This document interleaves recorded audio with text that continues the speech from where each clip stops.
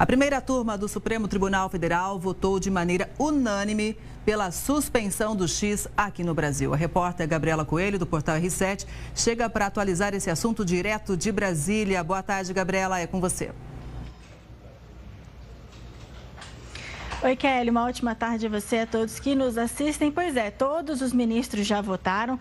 São 5 ministros, nessa primeira turma e todos eles seguiram o ministro Alexandre de Moraes. Esse julgamento começou à meia-noite e o voto do ministro Moraes entrou no sistema só às 2 horas da manhã. No voto, Moraes disse que a instrumentalização criminosa de diversas redes sociais, em especial a rede X, também vem sendo investigada em outros países. Para levar o caso à primeira turma, Moraes se baseou no regimento interno do STF e também fez uma escolha pensada, Na turma, como eu te falei, são 5 ministros e não os 11 que compõem o plenário do STF. Então, era muito certo que esses 5, de acordo com o perfil deles, seguissem Moraes, assim como foi unânime, O regimento prevê que casos criminais, Kelly, devem ir a plenário apenas quando envolvem a presidência da República e outros chefes de poder. Em outros casos, o relator pode escolher levar o caso ao plenário. Ou seja, no caso do X, Moraes escolheu levar a turma. Pode ser que tenha aí um recurso dessa decisão e aí depende do ministro Alexandre de Moraes se ele vai mandar para a turma de novo ou se vai mandar para o plenário.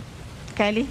A gente, claro, segue acompanhando e também acompanhando pelo portal R7. Muito obrigada, bom trabalho para você aí em Brasília. E a gente segue repercutindo esse assunto, claro, porque agora o Conexão fala direto com o Gustavo Sampaio, professor de Direito Constitucional da Universidade Federal Fluminense. Professor, boa tarde, seja sempre muito bem-vindo aqui ao Conexão Record News. Quais devem ser os próximos passos dessa batalha entre Musk e o nosso sistema judiciário, hein? Bem, boa tarde, Kelly, a todas e a todos. Boa tarde ao pessoal da Record News. Na verdade, nós temos aqui, Kelly, uma questão que deve ser destacada. As competências do Supremo Tribunal Federal se dividem basicamente entre as competências do plenário e as competências das 2 turmas da Corte. São 3 órgãos colegiados, o plenário, que se constitui de 11 ministros, e a primeira turma com 5 ministros, a segunda turma com 5 ministros. As competências se exaurem ali, de maneira que, como a turma já julgou a matéria, dessa decisão unânime não há recurso a priori ao plenário, porque o que o regimento interno do Supremo Tribunal Federal estabelece é que em matéria criminal, quando se trata de condenação, que não é o caso, condenação não unânime, então cabem embargos infringentes do julgado, é um nome complexo, de um recurso que remete a matéria ao plenário. Também não é o caso. Quando a matéria é eminentemente cível e ela é julgada em recurso extraordinário ou agravo de instrumento, se a turma divergir em diferença do que entende a outra turma, cabe embargos de divergência ao plenário. Também não é o caso. Então, em relação a isso, a decisão já está dada. A unanimidade pelos 5 ministros do Supremo Tribunal Federal na primeira turma. Agora, para terminar a resposta à tua questão, quais são os próximos passos? Bem, esperamos que a empresa de Elon Musk cumpra a decisão judicial, arque, portanto, com as multas que lhe foram impostas e suporte o ônus da decisão de suspender as atividades do Twitter no Brasil.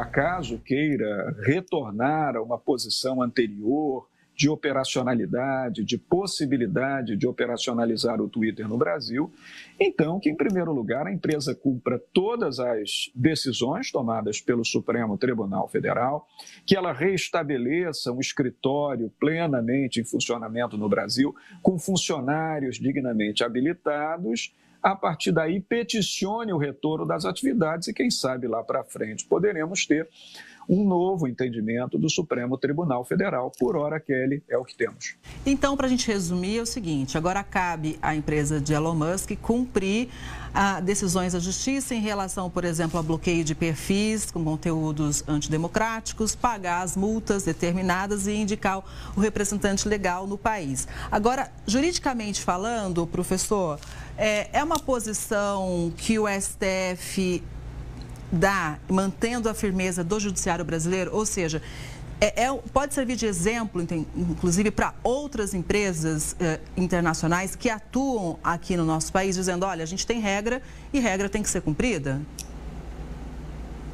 Eu creio que sim, Kelly, e diria até que a maioria das empresas internacionais, a maioria expressiva, cumpre essa determinação, porque essa matéria, Kelly, me permita aqui comentar isso, um pouco fora do direito, um pouco no campo da ciência política, essa matéria segue dentro da polarização entre direita e esquerda no Brasil. Então, quem gosta de Alexandre de Moraes vai dizer que ele está certo, quem não gosta vai dizer que ele está errado, que é autoritário.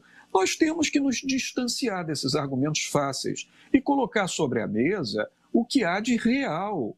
Kelly, o que há de real é que a lei brasileira determina, estou falando aqui do marco regulatório da internet, o marco legal da internet, ele determina que uma empresa de internet no Brasil, para funcionar, tenha representação no Brasil, sede no Brasil e funcionários no Brasil.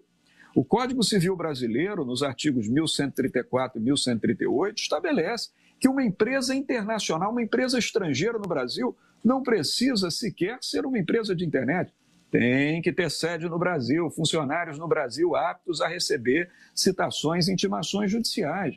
Então, isso é uma determinação da lei brasileira. O que Alexandre de Moraes está fazendo não é nenhum ato voluntarioso, não se trata de ativismo judicial, nada disso.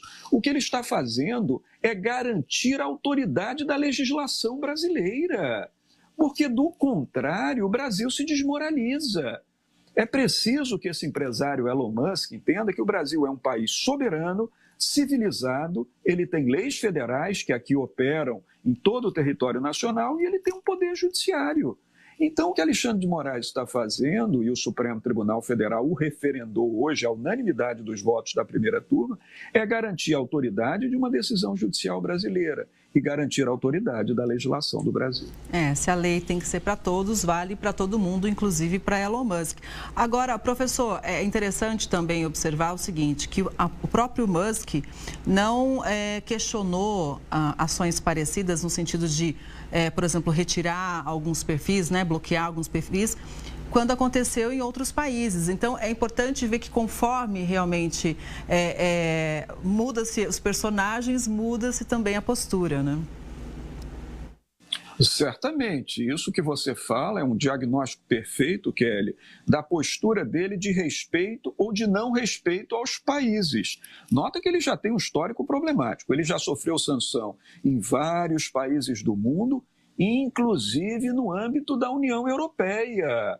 A União Europeia, através de seus órgãos de jurisdição, já impôs uma série de limites e limitadores à atuação empresarial na internet por parte de Elon Musk.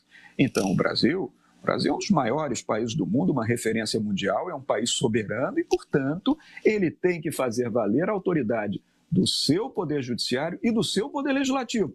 Ao contrário do que muitos estão dizendo, que se trata de um ato autoritário do poder judiciário, não. O Poder Judiciário está preservando a autoridade da legislação brasileira, que é feita pelo Poder Legislativo, pelo Congresso Nacional.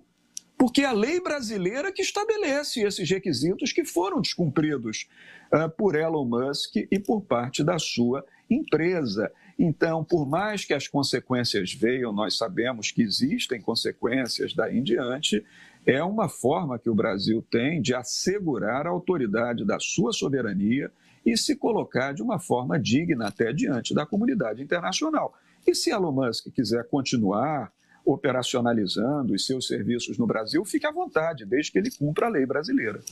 Exato. Agora, o que a gente também mencionou na semana passada, professor, é em relação ao bloqueios da outra empresa, né? E então, que ligada ao grupo, mas que nada tem a ver ao X. Então, tem alguns pontos que são questionados e que geraram, inclusive, muitos recursos já no próprio STF, né? Sim, é verdade. Essa é uma parte mais polêmica, vamos assim falar, Kelly, da decisão. Mas não é uma inovação do Supremo Tribunal Federal, não. Também aqui é preciso dizer. Por quê? Porque há muitas decisões de jurisprudência no Brasil. Jurisprudência, nós sabemos, são as decisões judiciais reiteradamente proferidas num só sentido. Não é? Isso é o que forma jurisprudência. Um conjunto de decisões na mesma direção. E há decisões de jurisprudência no Brasil, já bastante até antigas, no sentido de que uma empresa, quando ela deliberadamente, no intuito fraudulento, não cumpre uma determinação judicial, pode haver o que nós chamamos, Kelly, de redirecionamento. O que é redirecionamento? É a recondução daquela ordem judicial para uma outra empresa do mesmo grupo econômico. Muitos questionaram se a Starlink Holding seria do mesmo grupo econômico do X, antigo Twitter. Mas o Supremo Tribunal Federal entendeu que se trata do mesmo grupo econômico de fato.